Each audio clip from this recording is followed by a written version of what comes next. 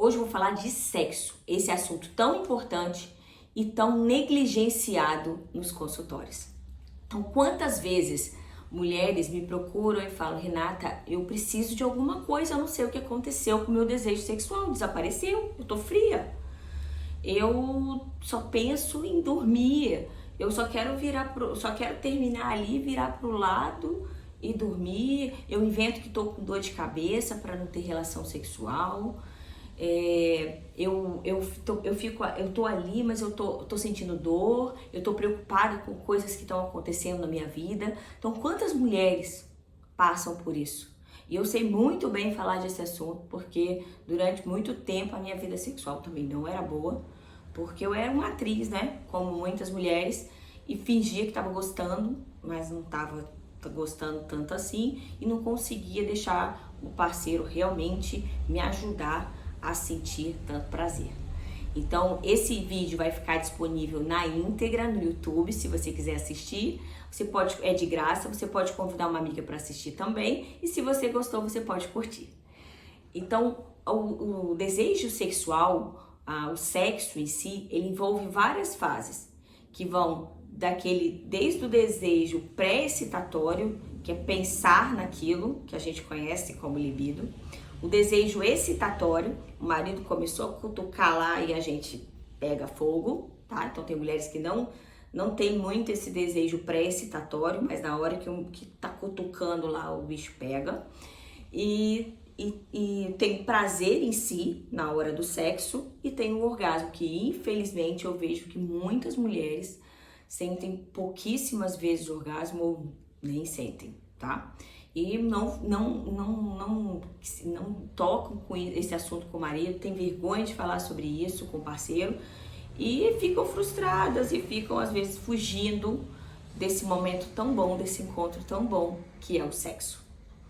Então, quando a gente sempre que uma mulher toca com esse assunto comigo no consultório e praticamente todas as consultas, né? Ela sempre vem me pedindo uma medicação. Então, eu preciso de um remédio, eu preciso melhorar. Eu acho que meu hormônio tá baixo. Deve ser os meus hormônios, tá? E quando a gente para assim pra ver a indústria, ela já tentou fazer muitas medicações, tá? Custos até bem caros e que na maioria e que foram bastante foram frustrantes quando ela pensava apenas na questão melhorar a vida sexual, melhorar o desejo dessas mulheres, tá? E por que parece tão complexo, tão mais complexo o desejo sexual na mulher? Porque ele envolve muitas variáveis, envolve muitas questões na vida da mulher e a gente vai falar de bastante coisa hoje. Então, muitas vezes a gente atribui a nossa vida sexual só à parte hormonal. Eu sei que influencia muito, às vezes tirar o anticoncepcional de uma mulher, de uma menina, pode ser muito importante para melhorar a vida sexual dela, mas às vezes pode não ser, apenas retirá-lo pode não ser suficiente. Então, o anticoncepcional em si é uma medicação que usa geralmente hormônios, não moléculas igual do nosso corpo, que tem uma potência muito maior, em dosagens muito maiores. Geralmente usa o etililstradiol, que vai aumentar muito uma molécula chamada SHBG, que se liga mais fortemente à minha testosterona e deixa menos testosterona livre no meu sangue. Isso realmente pode estar interferindo no meu desejo sexual. Às vezes o uso de outras medicações como antidepressivos, antipsicóticos, estabilizadores de humor, remédios para dormir também podem interferir na minha libido. Então é muito importante eu discutir isso com o meu médico, ver se realmente teve relação com a época que eu comecei com a minha medicação e ver a melhor forma de ajustar isso. É lógico que uma mulher em crise de ansiedade, em crise de pânico, ela também, uma descompensação da parte psíquica importante, ela também vai ter disfunção do desejo sexual pelo problema psicológico em si, tá? Pela ansiedade em si, pela depressão em si, e isso também precisa ser ajustado. Então tudo isso tem que ser bastante equilibrado. Tem doenças como hipotiroidismo, outras que cursam com aumento de prolactina. Muitas medicações causam aumento de prolactina, até remédio para estômago, por exemplo, que podem, além de remédios controlados, que podem interferir no meu desejo sexual. Então, quando a gente vai abordar essa questão, a gente precisa lembrar de todo esse leque de coisas e trabalhar nisso. Alguns remédios para pressão podem sim interferir no meu desejo sexual, como a espironolactona, alguns beta-bloqueadores.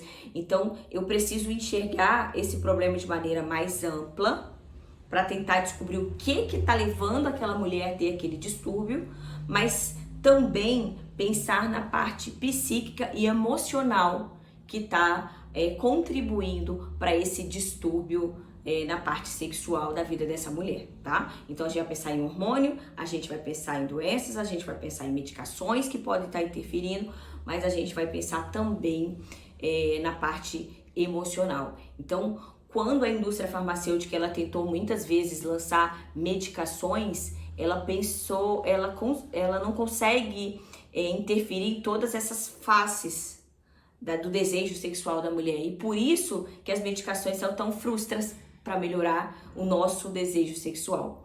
Então, uma mulher, por exemplo, que está na menopausa, que eu entro com ela, por exemplo, só com testosterona, ela vai ter disfunção do desejo sexual. Porque o estrogênio é muito importante. Ela tá ali toda ressecada, ela tá dormindo mal-humorada, um humor irritadíssima, tá? Então, esse equilíbrio hormonal não é mágica, gente, não tem só um remédio.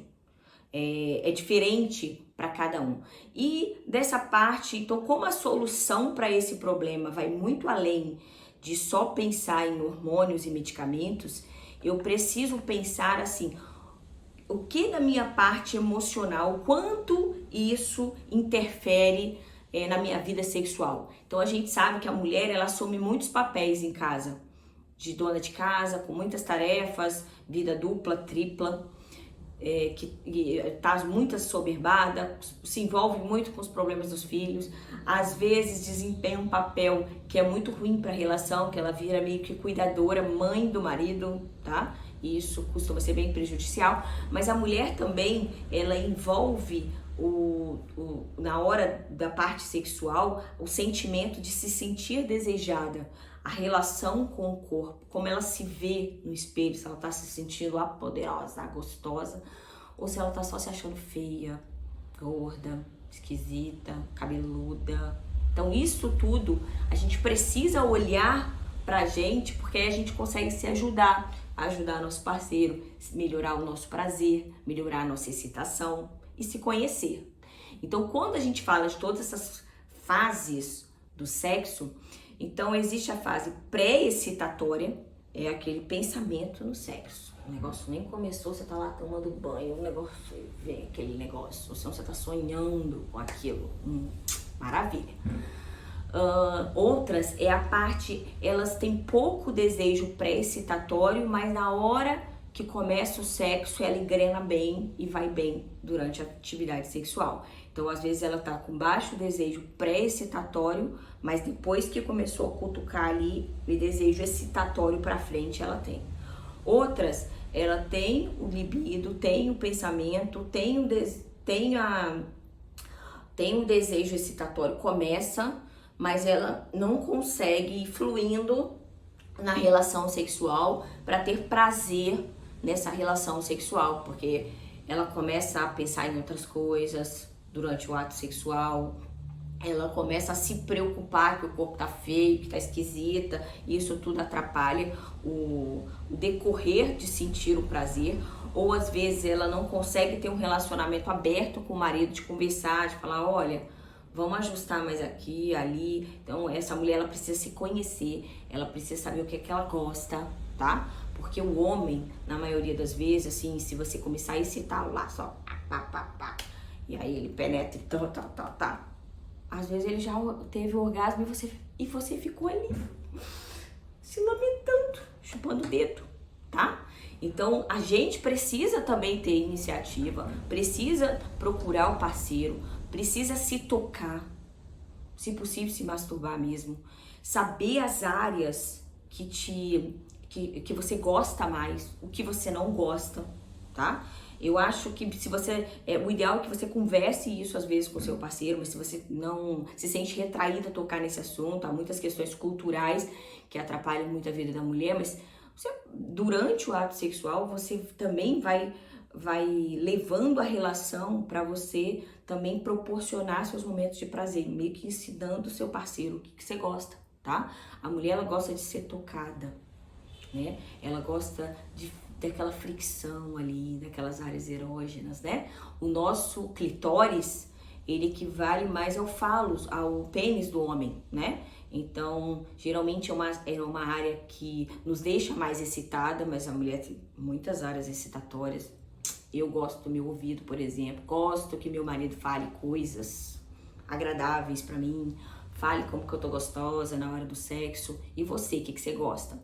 Então pensa, a gente precisa pensar nisso, dizer pro parceiro quando a gente gostou, parar de fingir, porque às vezes o parceiro tá lá só, aí você tá fingindo, e no final você não gostou de nada.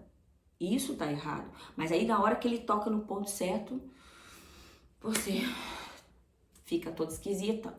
Então a gente precisa querer o sexo, desejar o sexo, gostar do sexo, mostrar pro parceiro da gente as áreas que nos excitam, de deixar ele saber o quanto é importante essa fase da estimulação sexual e não só a penetração. Lá na vagina, ali não costuma ter áreas de inervação que não costumam dar muito prazer para as mulheres. Lógico que tem mulheres que podem ter, mas a maioria não tem muito prazer com a penetração só em si, com aquele vai e volta. Então, ela é muito mais estimulada por tocar outras áreas, lamber, seja o que for, tá? Mas em volta ali, o clitóris, tocar essa mulher por inteiro, beijar, tá? E tudo isso é importante, tudo isso precisa ser falado, tudo isso precisa ser discutido, lógico que bem longe das crianças, né? Mas a vida sexual é muito importante na vida da mulher. Mas, Renata, eu não tenho parceiro. Tá, você não tem parceiro, mas você pode ter vida sexual, você não tá morta, tá? Você tem vagina, não tem? Então, ali tem um monte de músculo. Se você não trabalhar bem esses músculos, vai atrofiar tudo. Daqui a pouco você tá tendo perda de xixi, né?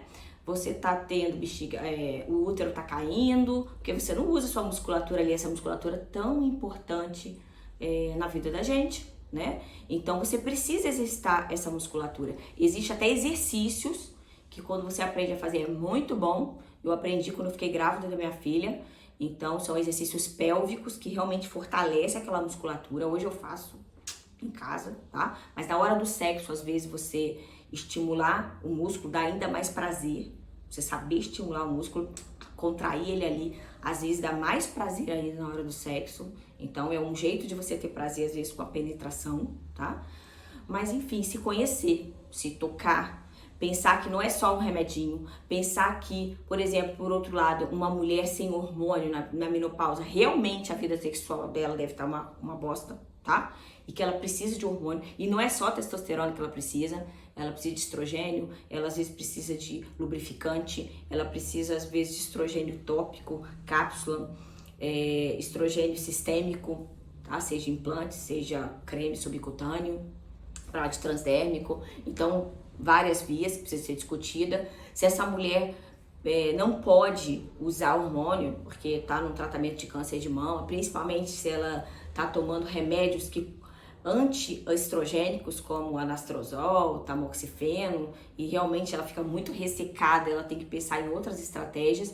Existem fitoterápicos que pode ser usado, lubrificantes, até o próprio óleo de coco, dá para fazer umas cápsulas e colocar na vagina, que pode ajudar bastante. Mas ela precisa tocar, ela precisa querer o sexo, ela precisa querer estimular a musculatura dela, que é tão importante, tá? E pode ser sozinho, gente, tá? A gente não depende de ninguém só para sentir prazer, não. Você pode sentir prazer tendo um parceiro, pode sentir prazer mesmo sem ter um parceiro. O que importa é a gente tá viva, tá feliz, tá? Tá tendo uma vida plena em todos os sentidos.